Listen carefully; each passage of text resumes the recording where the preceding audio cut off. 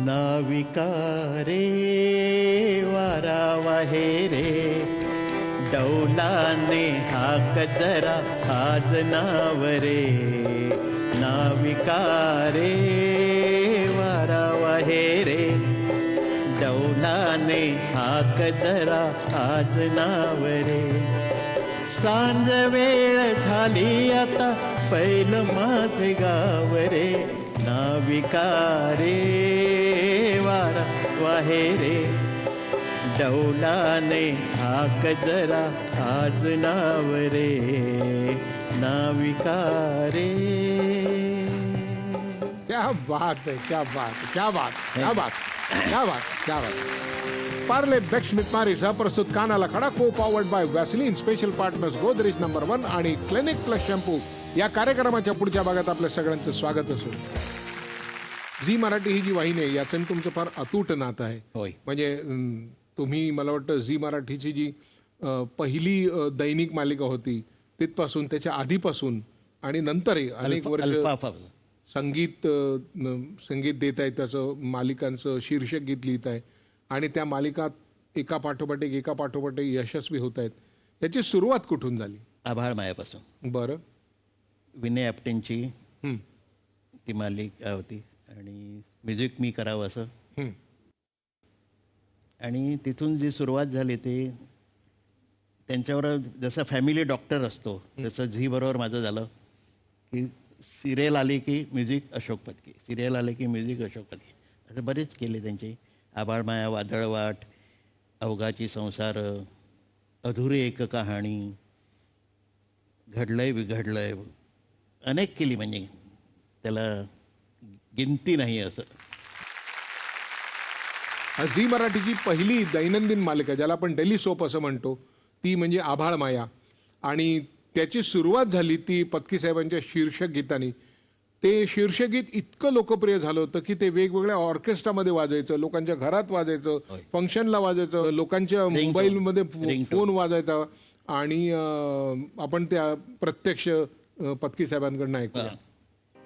जडतो तो जीव लागते ती आस, बुडतो तो सूर्य उरेतो आभास. जडतो तो जीव लागते ती आस, बुडतो तो सूर्य उरेतो आभास. कळे तोच अर्थ, उडे तोच रंग, ढळतो तो अश्रू, सुटतो तो संग. दाटते ती माया, सरे तोच काळ, ज्याला नाही ठाव ते तर आभाळ. घननिया डोहा कोटी गूढ माया, आभाळ माया, आभाळ माया.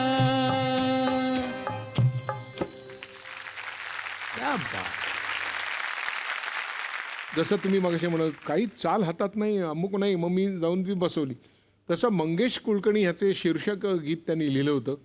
त्यांनी असं सांगितलं की काहीच नव्हतं, काही डोक्यात काही नव्हतं, म्हणून त्यांनी बसच्या तिकिटावरती लिहिलं होतं. तो काय किस्सा आहे? म्हणजे नाही, त्यांनी आणखीन मोठं होतं आहे. म्हणजे बरं 1 मिनिटात संपायचं असं ऑर्डर असते, त्याच्यामुळे ते वाढत जाईल म्हणून पहिल्या 2 ओळी ओढून त्याला राग आला त्याचा. अरे पण म्हटलं एवढंच बसतं आहे आणि त्याच्यातलं जे चांगलं होतं ते आम्ही घेतलं असं. तर ते बरं ठीक आहे असं झालं. पण तो खूप छान लिहितो, म्हणजे अतिशय सुंदर सुंदर लिहितो. वादळ वाटचं पण त्यांनी इतकं छान दिलं. त्याच्यानंतर ऐकूया वादळ वाट. थोडी सागर निळाई, थोडे शंख शिंपले, कधी चांदणे टिपूर तुझ्या डोळ्यात वाचले. कधी उतरला चंद्र तुझ्या माझ्या अंगणात स्वप्न पाखरांचा थवा विसावला ओंजळीत. हो, कधी काळोख भिजला, कधी भिजली पहाट, हुंकारला नदी काठ, कधी हरवली वाट. वाऱ्या पावसाची गाज, काळे भास गच दाट, कधी धुसर धुसर एक वादळाची वाट.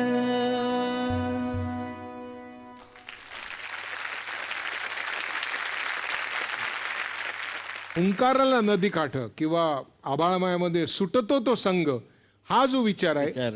हे जे काय आहे खूप छान, ते आज कोणी लिहून दाखवावं. छान, खरंय. ही जी इमेजरी ज्याला म्हणतो, कल्पना आहे, तीच विलक्षण आहे. त्यासाठी मंगेश कुलकर्णीच्या नावाने एक जोरदार टाळ्या. बघूया त्याला काय म्हणायचं. कानाला खडा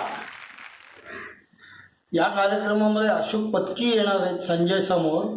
हे मला कळलं तेव्हा मला धक्का बसला, कारण अशोक पत्कींकडे एखाद्याबद्दल कानाला खडा लावणे किंवा एखाद्याने अशोक पत्कींबद्दल कानाला खडा लावणं असं काही असू शकेल असं मला वाटत नाही. अतिशय सरळ माणूस, ते बरे, त्यांचं काम बरं, असे अशोक पत्की.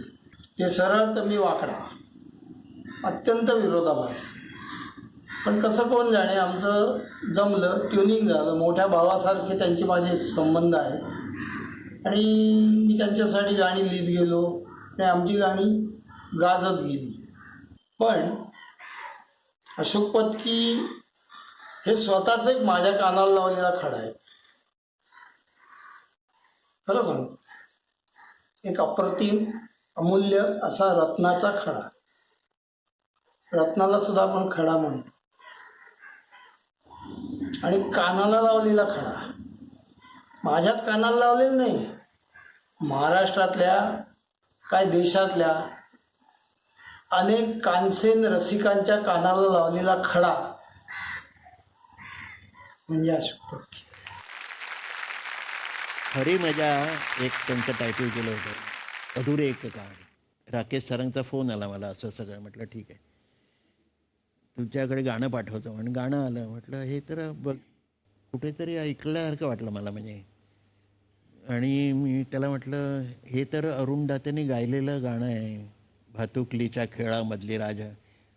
म्हटलं मग काय करायचं, त्याच चालीला काय हल्ली डेकोरेशन करतात, रिमिक्स म्हणतात वगैरे वगैरे. तर म्हणाल नाही नाही, तुला नवीन चाल लावायची. तर म्हटलं काय बरं आहे ना, देवसाहेबांचं, यशवंत देवानी चाल लावलेली, अरुण दातेने गायला, मंगेश पाडेगावकरांचं गाणं वर्षांनी जगाला माहिती आहे. लहानपणापासून ऐकत आलं. त्याला काहीतरी काय बोलतो. म्हटलं नाही नाही, त्याला वेगळं पाहिजे.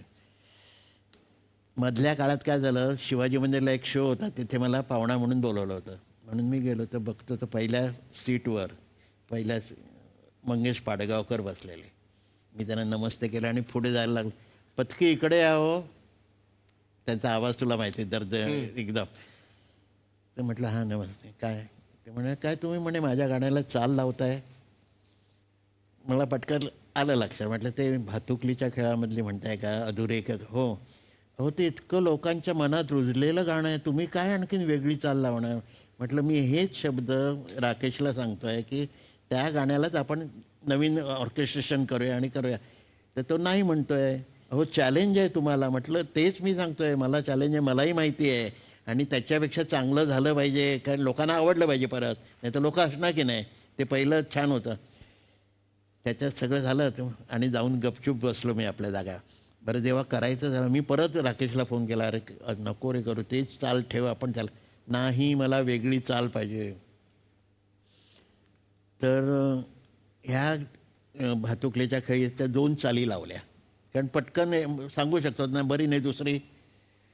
म्हणून मी कधी करताना 2 चाली रिझर्वमध्ये ठेवून देतो. ते आवडली नाही तर. अंधेरीला माझं एक रेकॉर्डिंग जिंगलचं होतं, ते संपलं आणि त्याला फोन केला राकेशला. म्हटलं माझं रेकॉर्डिंग संपलं, मी चाली ऐकवायला येऊ का तुला. तो म्हणाला एक. तर गेलो मी, पेटी नाही, काय नाही, काय नाही, काय नाही. तर म्हटलं कसं ऐकू? तर म्हणे हे का टेबल आहे त्याच्यावर वाजव आणि ऐकव. तर ते टिक्का टिक्का टिक्का करत ती भातुकलीची चाल नंबर 1 ऐकवली. मग बरं म्हणाल. दुसरी चाल, मग ते ऐकवली. परत पहिली ऐकव. हां ही ओके, चल जा. म्हणजे ती एअरवर आली, ती केली. आणि लोकांच्या आणि इतकं काय हो, जेव्हा ती वाजायला लागली तेव्हा सगळे खुश. हो, आम्हाला आता ती पहिली चाल आठवावी लागते. ते इतकं म्हणजे लोकांना आवडली होती ती. तर ती थोडी ऐकव. हो हो, म्हणजे काय.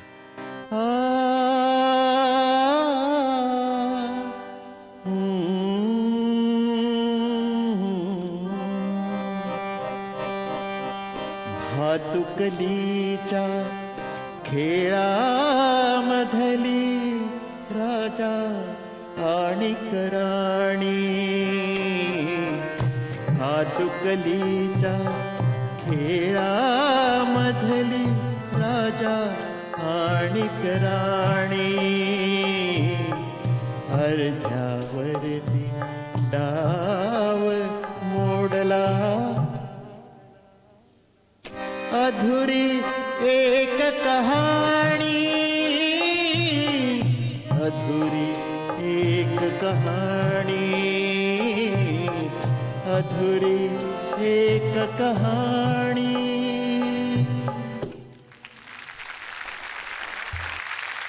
आणि तुम्ही बिघडलंय म्हणलं काय हां, त्याच्यात पण तसं होतं.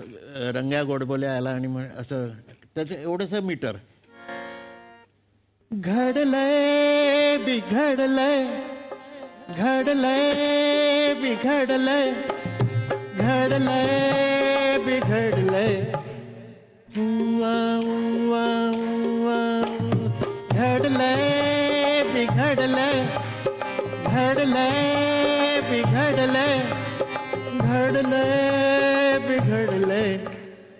उवा उवा उवा उवा.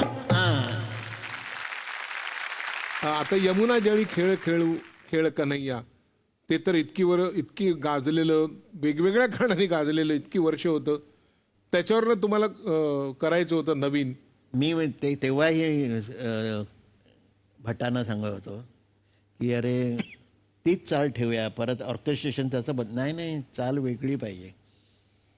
म्हटलं बरं. म्हणाले त्यावेळी कोण होतं? मीनाक्षी शिरोडकर. तो काळ काय होता? आता कोण आहे? वर्षा उसगावकर. ते म्हटलं त्याचा आणि याचा काय म्युझिकचा संबंध काय आहे, होय की नाही, कंपोजिशनचा काय. पण मला वेगळं पाहिजे म्हणाला. तर मग मी थोडा अभ्यास केला त्याच्यावरती. त्या काळी कसं होतं पहिली त्यावेळी. हां. यमुना जळी खेळू खेळ कन्हैया का लाजता. यमुना जळी खेळू खेळ कन्हैया का लाजता. म्हणजे काय इथे लाजता तिथे असं आरामशीर, म्हणजे तब्येत में गार आहे कोणी असं.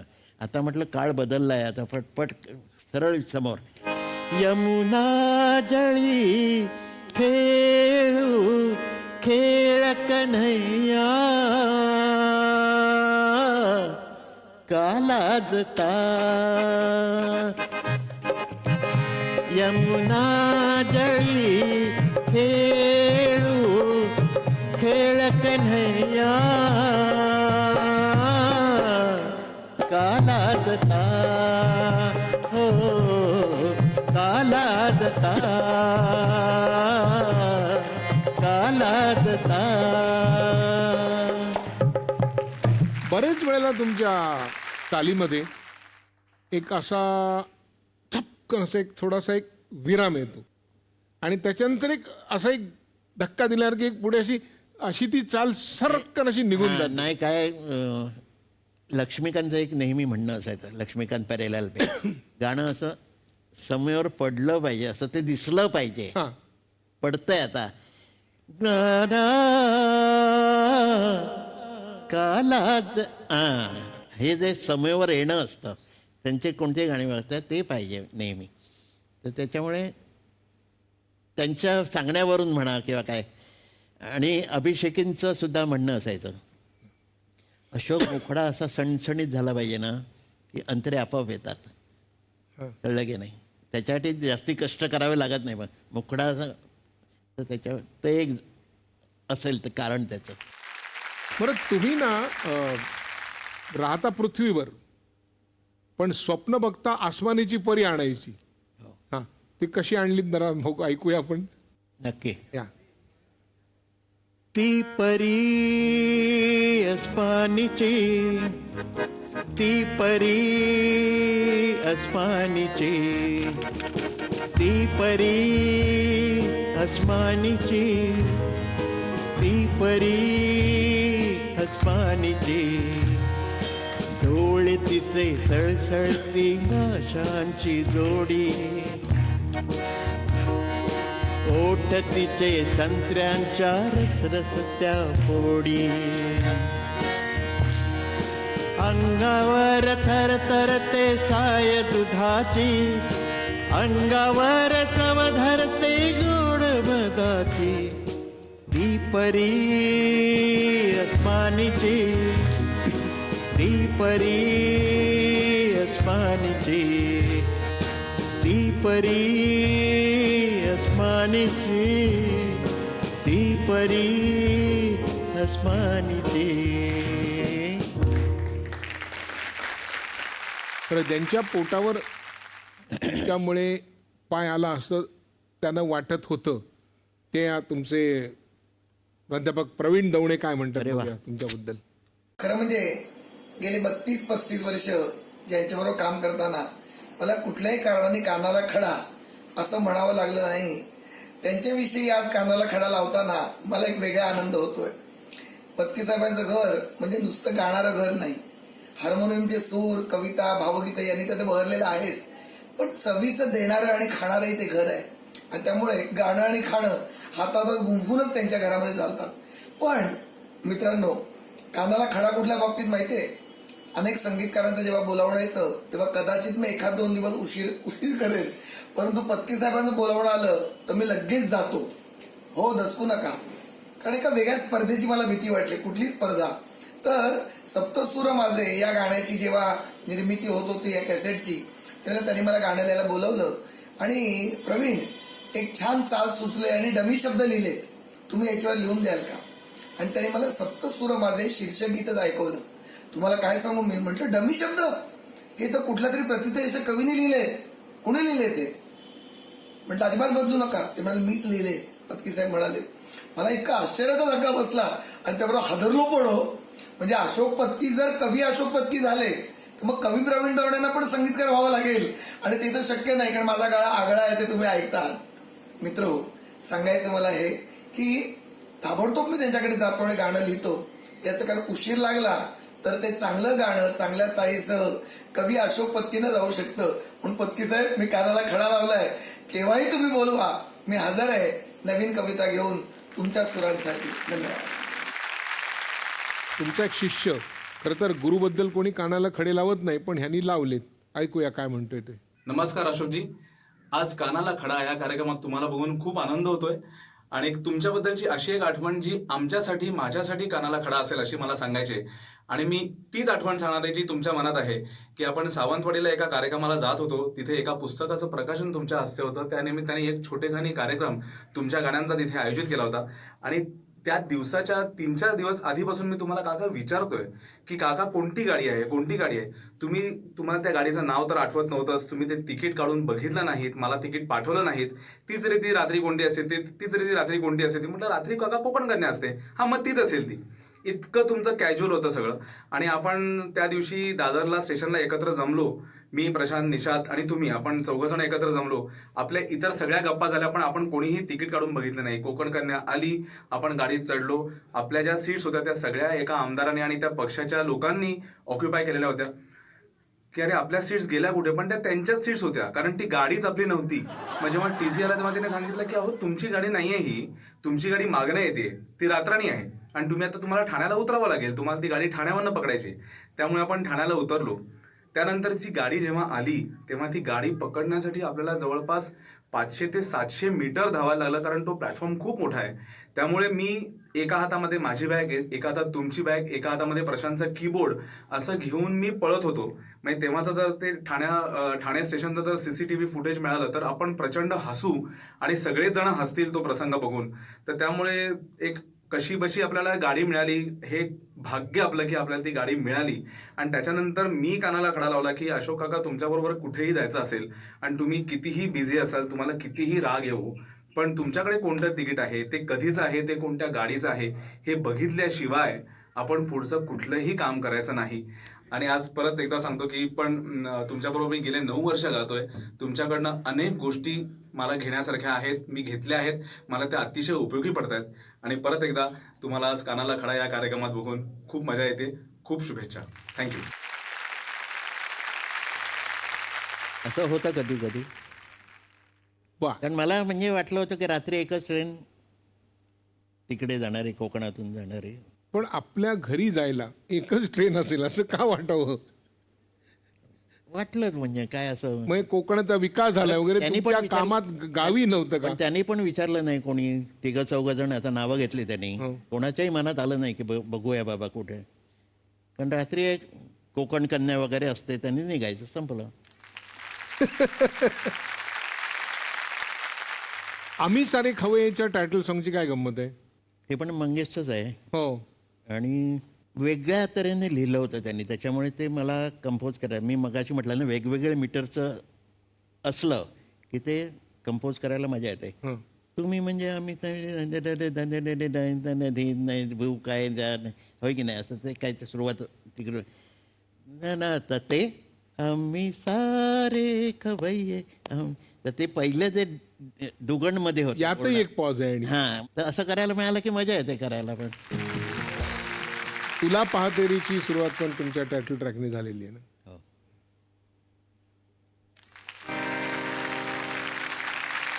हाक देता तुला साधता ते मला वेगळे प्रेम हे वेगळा सोहळा कोण जाणे जीवनाचा खेळ आहे हा कसा चेहराही तूच माझा आरसा तुला पाहते रे तुला पाहते रे. क्या बात. या गाण्याची गायिका आर्या, अरे वा. तिला काही सांगायचंय बघा. नमस्कार पत्की काका. तुला पाहतेरेच्या निमित्ताने तुमच्यासारख्या दिग्गज संगीतकाराच्या हाताखाली मला गायची संधी मिळाली, हे मी खरंच माझं सद्भाग्य समजते. ह्याच रेकॉर्डिंगच्या दिवशीचा एक किस्सा मला सांगावासा वाटतोय. तुला पाहतेरेची आपण 3 ते 4 कडवी रेकॉर्ड केली. ती स्टुडिओमध्ये सगळी तुम्ही मला शिकवलीत आणि माझ्याकडून रिहर्सल करून घेतलीत आणि मग ती सगळी कडवी आपण रेकॉर्ड केली. आणि ती सगळी रेकॉर्डेड कडवी स्टुडिओमध्ये ऐकत असताना मला असं वाटत होतं की हे गाणं आत्ता माझ्या गळ्यावरती चढलं आहे आणि आत्ता मी ते अजून चांगल्या पद्धतीने गाऊ शकेन. पण मला हे तुम्हाला सांगायचा खूप संकोच वाटत होता. पण तरीही मी भीत तुम्हाला सांगितलं की काका, मला असं वाटतंय मघाच्यापेक्षा आत्ता मी हे गाणं जास्ती चांगल्या पद्धतीने गाऊ शकेन. तर तुम्ही तेव्हा मला सांगितलं होतं की आत्ता तुला कळलं की पूर्वीच्या काळी इतके वेळा रिहर्सल का व्हायची, कारण गाणं गळ्यावर चढावं ह्यासाठी इतके वेळा रिहर्सल व्हायची. तर जाऊन पटकन परत एकदा रेकॉर्ड करून ये. तेव्हापासून मी कानाला खडा लावला की कुठल्याही रेकॉर्डिंगच्या आधी मी निदान 10 ते 15 वेळा तरी घरी त्याची प्रॅक्टिस करून जाईल. वा, खरं आहे बघा. आणि ते गाणंच जर तुम्हाला माहिती नसेल तर तुम्ही पेश कसं करणार ना, असं होतं ते. बरोबर, पॉईंट बरोबर घेतला तिने एकदम. तुम्ही घरी कमी असता आणि जास्त वेळ जिथे असता असे जे काही स्टुडिओज आहेत त्यातल्या एका स्टुडिओचे तुमचे म्हणजे आमचे मित्र आहेत, ते तुम्ही त्यांच्यावर काम करता, त्या अवधूत वाडकर साहेबांना काय म्हणायचं आहे तुमच्याबद्दल बघूया. एकदा मी स्टुडिओत, आमच्या बँड्रातल्या स्टुडिओत V2 मध्ये खूप उशिरा पोहोचलो आणि अशोकजी फार वेळेचे पर्टिक्युलर एकदम म्हणजे 10चं बुकिंग असेल तर ते 9:30 पावणे 10 वाजताच स्टुडिओत पोहोचतात आणि मी प्रचंड उशिरा पोहोचलो होतो त्यावेळेला म्हणजे साधारण 1 तासभर मी उशिरा पोहोचलो होतो.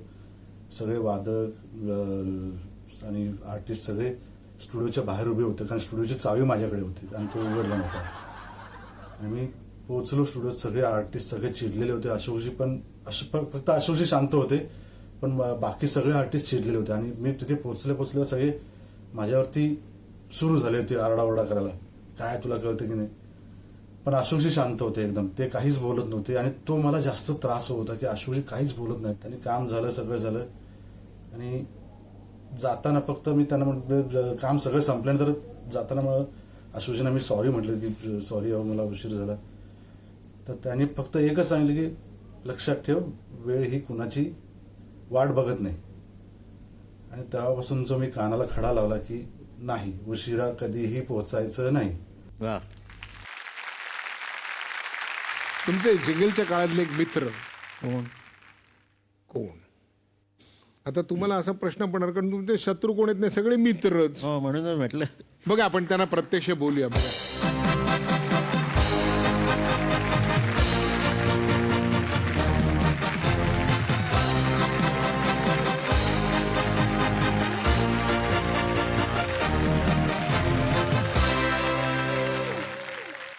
यांची एक वेगळी ओळख करून देतो की प्रख्यात गायक आहेत ते, परंतु आपल्या मित्रासाठी ते वेळेला कोरसमध्ये सुद्धा गातात. एवढी त्यांची मैत्री आणि एवढी त्यांची मन मोठं आहे. त्याचा ते एकदा टाळ्या होत आहेत. थँक्यू. आणि आजही गातो मी. हां, कारण अशोकजी किती 40 वर्ष झाले ना, पण आरामशीर. 77 मला असं मुंबईत आल्यापासून तो माझ्याबरोबर आहे. असिस्टंट म्हणून होता. झिंगल म्हणा, हे म्हणा, ते म्हणा, कुठेही जॉली अनेक आहे म्हटलं. म्हणजे जे तुम्ही आधी करत होता तसंच काम हे आता बरोबर. करतात. Okay okay. नाही. आणि मी एक पर्सनल एक मला सांगायचं आहे हां, की जेव्हा माझे वडील हॉस्पिटलला होते ना, 77ची गोष्ट करतो मी, तेव्हा 150 रुपये मिळायचे का जिंगलचे. तर अशोक पत्की कडून मला महिन्यातून ॲव्हरेज 10 ते 12 जिंगल मला मिळायचे. That was too much money for me, नाही का, म्हणजे इन 77.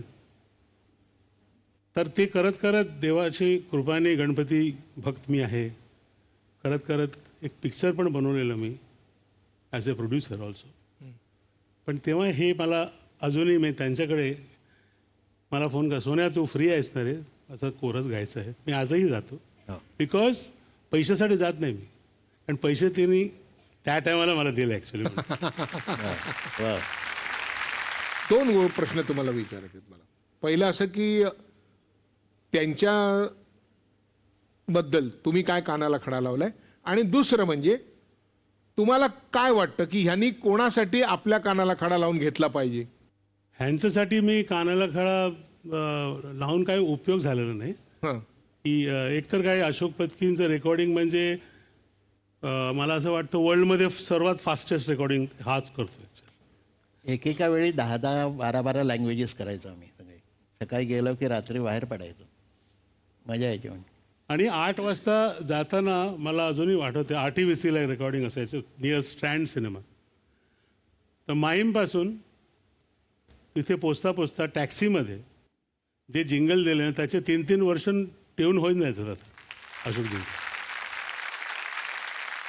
म्हणून म्हणजे 9 वाजता की 10 वाजताचा टाईम असेल तर 10 ते 12मध्ये झालं जिंगल आणि त्याचे 2 अनदर 4 आवर्स म्हणजे 4 लँग्वेज पण होतं. म्हणून एव्हरीबडी प्रत्येक आपण टायमावर यायला पाहिजे. तर ते बोलत बोलत तो पण थकला आणि मी पण कानात खडा गेलो. आता नेक्स्ट डेला मी करेक्ट येणार, पण झालेलं नाही, ती गोष्ट अजूनही होत नाही. अच्छा, असं किती वेळा म्हणाला तुम्ही नेक्स्ट टाइम येणार, नेक्स्ट टाइम येणार? 30 वर्ष, चालूच आहे म्हणजे. 35 वर्ष तरी झालं. म्हणजे 9चा टाईम असेल तर 9:45ला मी हजर असतो तिथे. हां, 10चा असेल तर 9:45ला असतो, 15 मिनटं अगोदर. पण बाकीचे सगळे आरामशीर लेट येतात. ह्याचं तर अगदीच म्हणजे राजेशाही खाता आहे. हां. हा 10:30 म्हणजे अर्धा तास लेट असा. कुठे आहे रे तू? मी आत्ता इथे आहे. म्हणजे यायला परत 15-20 मिनटं एवढं आरामशीर असतं. पण तो आला ना की सगळी जबाबदारी त्याच्यावर सोपवावी. जॉली जरा वगैरे हे हार्मोनी मला इथे पाहिजे, मला हे इथे पाहिजे जरा, आणि तो माणूस करून घेतोय. त्यांनी काय कानाला खडा लावला पाहिजे लोकांसाठी? अशोक पत्कीचा मी सांगू शकतो, म्हणजे मी बघितलं प्रत्यक्षात की नको तिथे चाल लोकांसाठी करायचं. नाव दुसऱ्याला भेटतंय, हां, अवॉर्ड दुसऱ्याला भेटतंय, पण चाल सगळे ह्याची आहे असं. पण मग मी असं एक दोनदा झालं असेल ना? काय किती एक दोनदा अशोकजी, किती अजूनही होत असेल ना तुमचं. कोणाचं चुकतं तर ते म्हणून असं नको करू रे, ह्याला असं कर, पण ते करून त्यांना काही फायदा नाही ॲक्च्युली. पण हे मग एक कानाला- गुरुदक्षिणा म्हणून मी काम करतो की तुझ्याकडनं काहीतरी शिकलो, माझे 2-4 सूर तुला दिले, काय फरक पडतो असं माझं म्हणणं असतं. ॲक्च्युली 2-4 सूर नाही अशोकजी, फुल पिक्चरचे गाणे असं पण झालेलं आहे, आणि त्याला नॅशनल अवॉर्ड मिळालं आहे असं पण झालं. मला वाटतं मिले सूर मेरा तुम्हाला क्रेडिट दिलेलं नाही आहे का? आता द्यायला लागलेत. त्यावेळेला कोणाचं नाव होतं मग? वैद्यनाथन आणि लुईस बँक, कारण नाथनकडेच आलं होतं, पण तो अशोक लिखले, रात्री फोन यायचा म्हणून ह्याची 2-3 चाली बनव म्हणून 2-3 चाली बनवून घेऊन गेलो.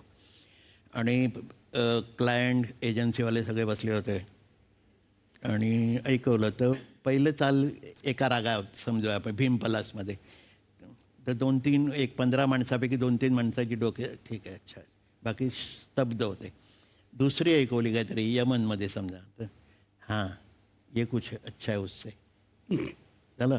तिसरी ऐकवली म्हणजे जी एअरवर येते भैरवीतली, तर ती हां येस येस गॉट इट सगळे उठले एकदम म्हणजे कडकडून, आणि मग ती फायनल झाली. आणि मग ते बरं गाई तयार नव्हता, म्हणजे सगळं त्या पियुष पांडेनीच लिहिलं होतं त्या ओळी, पण मिले सूर मेरा तुम्हारा तो सूर बने हमारा. तर त्याला चाल लागले होते. आता पुढचं काय, आता पुढची लँग्वेज आता ही आहे, तामिळ आहे, तेलगू आहे किंवा काही, तर ते तिथलं ते हां क्या आहे मिले सूर में यांना ओढव यात ओढले हां लोडी उठ तुम्ही लोडे आहे, म्हणजे मिले सूर मेरा तुम्हारा तो सूर बने हमारा, त्याचं ट्रान्सलेशनच फक्त होतं, ते त्या लँग्वेजमध्ये करायचं होतं. तर ते बरं मीटरमध्ये बसत नाही, ते आमच्या प्रोड्युसरला सांगतो आम्ही, मलिक म्हणून होता, ये अपने इसमें मेरे को मीटर मालूम नाही, मेरे को मिले सूर सुंदरावं ऐसा मिलना चाहिए सुरावट त्याची, कळलं की नाही, सुरावट तर ते वाटलं पाहिजे. म्हटलं ठीक आहे इथनं आहे ना. बरं सेकंद म्हणजे 5.5 सेकंद गुजरातीला, 6.5 सेकंद ह्याला, 7.5 सेकंद असं, म्हणजे अर्धवट 7 किंवा 8 नाही. म्हटलं 7.5 का 8, मेरे को 7.5 चाहिए. मी कविता कृष्णवर्ती एका बाजूला आणि तो मलिक एका बाजूला, प्रत्येक लँग्वेजला. आम्ही जशी फुलं ठेवतो ना, असे 13 फुलं ठेवले लँग्वेजची, आणि त्याला जे गुंफलं आहे ते लुई बँक्सने केलं आहे पहिल्यापासून. हा त्याचा जो बनवला किंवा वेणी म्हणूया आपण काय, ते त्याचं काम आहे. तर मी नेहमी सांगतो की मला जर 100 मार्क दिले तर 200 मार्क लुई बँक्सला दिले पाहिजे, इतकं छान गुंफण केली आहे त्यांनी ते.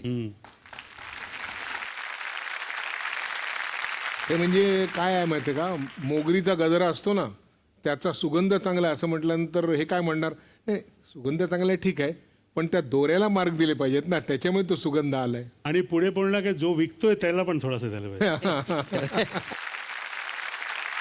तुम्ही इथे आलात आणि त्यांच्या कानाचे खडे व्यवस्थित सांगितले त्यांना, ते ऐकणार नाहीत हे आपल्याला माहिती आहे, तरी पण आपण आपल्या बाजूने सांगायचं काम करायचं असं तुम्हाला वाटलं ते असेल. बरोबर आहे, बरोबर आहे. आपण केलं. थँक्यू. मजा आली सर. थँक्यू. पण ते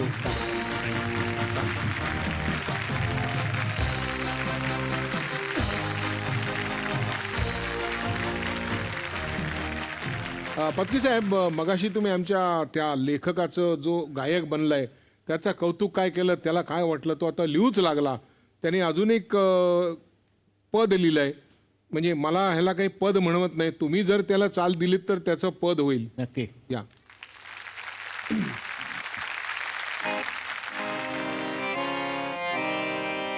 1 2 3 4.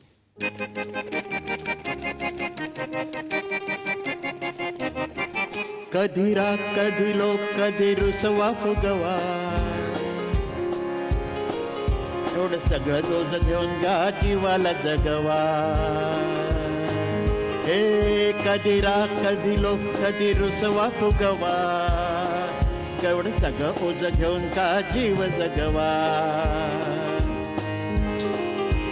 त्रासच खूप छोटा किंवा फार बडा, एक रामबाण औषध कानाला खडा, हो कानाला खडा, कानाला खडा, कानाला खडा.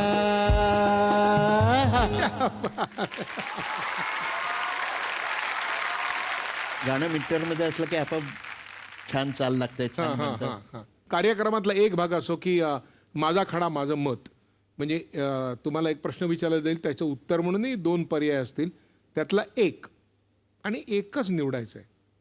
म्हणजे असं नाही होतं का मग की नाही तेही बरं आहे हेही बरं आहे, शक्यतो रोखठोक उत्तर द्यायची. आवडतं शीर्षक गीत तुला पाहते रे वादळवाट. तुला पाहते रे. क्या बात. तुम्ही स्वतः लिहिलेलं गाणं, राधाही बावरी की सप्तसूर माझे? दोन्ही आपलीच मुलं आहेत, तेव्हा जरा प्रॉब्लेम वाटतोय. पण हो, पण एक इंजिनियर झालं, एक डॉक्टर झालंय, उपयोगी कोण पडतो किंवा कोणामुळे नाव होतं आपलं. काय बात आहे. तसं गाणं लिहायला कठीण होतं म्हणून ते जास्ती चांगलं आहे, राधाई बावरी. आवडती गायिका म्हणजे गायिका म्हणून नव्हे तर तुम्हाला ज्यांच्याबरोबर काम करणं जास्त रुचतं? कविता कृष्णमूर्ती, देवकी पंडित? देवकी पंडित. देवकी पंडित. खूप आपण गप्पा मारल्या, भरपूर गाणी ऐकली, छान छान वेगवेगळी, आणि बँडवाल्याच्या समोर जाऊन उभा राहणाऱ्या मुलापासून असंख्य अशा जाहिरातींचे, नाटकांचे, सिनेमांचे, मालिकांचे संगीतकार इथपर्यंत मजल मारलेली अशा एका संगीतकाराबद्दल आपण सगळं ऐकलं, छान वाटलं, बरं वाटलं. आणि आपण भेटतो, बरेच वेळेला बोलतो, मला तुमच्याबद्दल चांगल्यापैकी माहिती होती, खरंच माहिती होती, म्हणजे आदर आहेच, परंतु अगदी प्रामाणिकपणे सांगतो, तुम्ही इतके मोठे असाल असं मला खरंच वाटलं नव्हतं. कारण तुमचा स्वभाव, तुम्ही फारच साध्या माणसासारखे वाटता. आणि कधी काही मी तुम्हाला बोलताना माझा जरा थोडा स्वभाव थट्टेखोर आहे, काही बोललो असेल तर मला माफ करा, मी मनापासून बोलतो, म्हणजे मला आवडता तुम्ही म्हणून. तर शेवटला भाग आपला असा असतो या कार्यक्रमात की काही गोष्टी आपल्या हातून घडून गेलेल्या असतात, त्याची जबाबदारी आपल्यावर नसते, पण काही गोष्टी आपण घडवून आणतो, त्याची जबाबदारी आपल्यावर असते निश्चितच. किंवा काही वेळेला कोणाच्या चुका झालेल्या असतात, आपण त्या पोटात घालतो, तेव्हा बोलत नाही, किंवा आपल्याबद्दल आपल्याला काही बोलायचं असतं ते बोलत नाही. तर असं जर तुम्हाला काही सांगायचं असेल, कन्फेस करायचं असेल, कानाला खडा लावायचं असेल, तर हा वेळ तुमच्यासाठी आहे, तुम्ही सांगू शकता. मला असं वाटतं की आजकाल जे म्युझिकचं चाललं आहे ते काही बरोबर नाही. म्हणजे आम्ही एवढा 50 वर्षाचा प्रवास केल्यामुळे असेल, किंवा त्या शाळेतले विद्यार्थी आहोत म्हणून असेल, तेव्हा आम्ही ते मेहनत घेतली आहे. हल्ली तेवढे बघायला पण मिळत नाही कोण घेतं आहे बाबा मनापासून. एखाद दुसरे माणसं सोडले तर, म्हणजे देवकी पंडित आहे, सुरेश वाडकर, ते विचारतात रिहर्सल करूया का, किंवा ओके म्हटलं तरी म्हणतात माझ्यासाठी एक घ्या टेक, कारण काय त्यांना तेवढं हे असतं की आणखीन चांगलं होईल. आता आर्यानी जसं सांगितलं तर आणखीन चांगलं होऊ शकतं, पण एवढी तसदी पण हल्ली कोणी घेत नाही. तर मला ह्या सगळ्यांना सांगावं असं वाटतं की नुसतं गाणं बजावणं आलं म्हणजे ते गाणं नाही, गाणं इथे जाऊन भिडलं पाहिजे तर ते गाणं असतं. तर कानाला त्यांनी खडा लावावा की ह्याच्या पुढचं जे काम मी करीन, म्हणजे तो लेखक असो, गायक असो, संगीतकार असो, ते इथे उतरलं पाहिजे, प्रत्येकाच्या हृदयात जाऊन भिडलं पाहिजे, तर ते खरं गाणं. आणि त्याच्यासाठी त्यांनी कानाला खडा लावला पाहिजे की मी ह्याच्या पुढचं काम आणखीन चांगलं करीन, ह्याच्या पुढचं काम आणखीन चांगलं करीन, अशी शपथ घेतली पाहिजे. एवढं त्यांनी करावं असं मला वाटतं.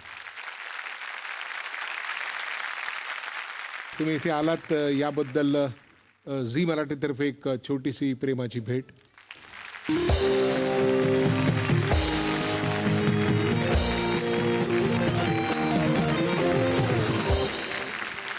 ज्यांच्या बालपणीच्या आठवणींचा हेवा वाटावा आणि संपूर्ण कारकीर्द दृष्ट लागावी अशी आहे, असे पत्की साहेब आपल्यासोबत आहेत, हे आपलं भाग्य. नवीन संगीतकार, गीतकार, गायक तुम्ही आजच्या भागातून काही खडे कानाला लावलेत तर तुमचं भाग्य नक्की उजळेल. पत्की साहेबांना पुढच्या आयुष्यासाठी, संगीताच्या सेवेसाठी शुभेच्छा देऊन आपण आजच्या भागात थांबूया. परत भेटूया याच कार्यक्रमात, ज्याचं नाव आहे पार्ले बेक्समिथ मारिस. हा प्रस्तुत कानाला खडा, को powered by Vaseline, special partners Godrej number 1 आणि क्लिनिक प्लस शॅम्पू. सुर की नदिया हर दिशा से, सुर की नदिया हर दिशा से बहते सागर में मिले, बादलों का रूप लेके बरसे हल्के हल्के हो मिले. सुर मेरा तुम्हारा मिले, सुर मेरा तुम्हारा हो